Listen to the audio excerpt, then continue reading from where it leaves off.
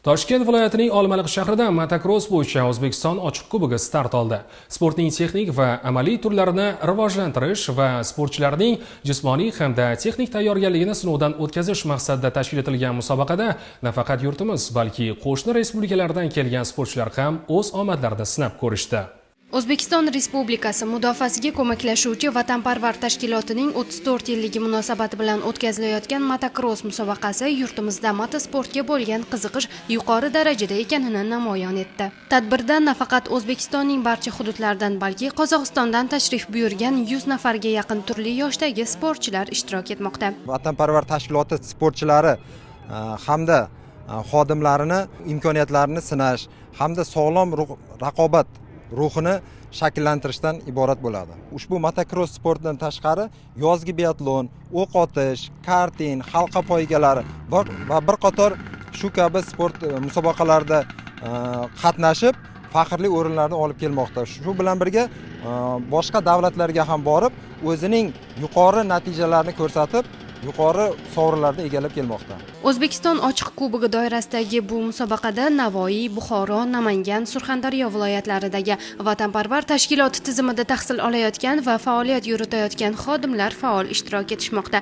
Qatnashchilar 7 xil masofa va 4 ta toifada g'oliblik uchun kuch sinashmoqda.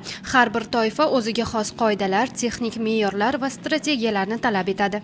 Dastlab eng kichik yoshdagi motokrosschilar startga chiqishda. Ularning mototsikllari kichik bo'lishiga qaramay shijoat va g'ayratlari cheksiz. Yosh sportchilar o'zlarining qat'iyati, ishonchi va sportga bo'lgan mehrlari bilan tomoshabinlarga chinakam zavq ulashishdi. Har bir burilishda, har bir sakrashda ularning ko'zidagi ishonch porlab turdi. Tomoshabinlar esa qizg'in hayajon bilan start chizig'ida yosh sportchilarga ruhiy madad berib borishdi. Musobaqaning to'liq tafsilotlari bilan dasturimizning keyingi sonlarida tanishtirib boramiz. O'zbekiston davlat Olmaliq shahri mezbonlik qilgan motokross bo'yicha O'zbekiston ochiq kubogi o'z nihoyasiga yetdi. Unda 100 nafarga yaqin sportchi ishtirok etib, mototsikl boshqarishdagi mahorati va texnikasini namoyish etdi. Navbatdagi lavhamiz shu haqida. O'zbekiston kubogining dastlabki kunida kichik yosh toifasidagi mototsiklchilar o'z mahoratlarini sinovdan o'tkazishdi. Ular belgilangan masofani ishonch bilan bosib o'tishdi.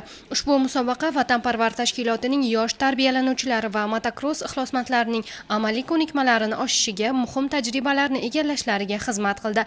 Dvigatel sig'imi 60 kub santimetr bo'lgan mototsikllar poygasida buxorolik Bahrom Bahodirov eng yaxshi natijani qayd etgan bo'lsa, 125 kub santimetr bo'lgan mototsikllar poygasida Sirdaryo viloyati vakili Elbek Azamqulov shohsupaning eng yuqorisidan joy oldi. Musobaqaning ikkinchi kunida kattalar va faxriylar startga chiqishdi.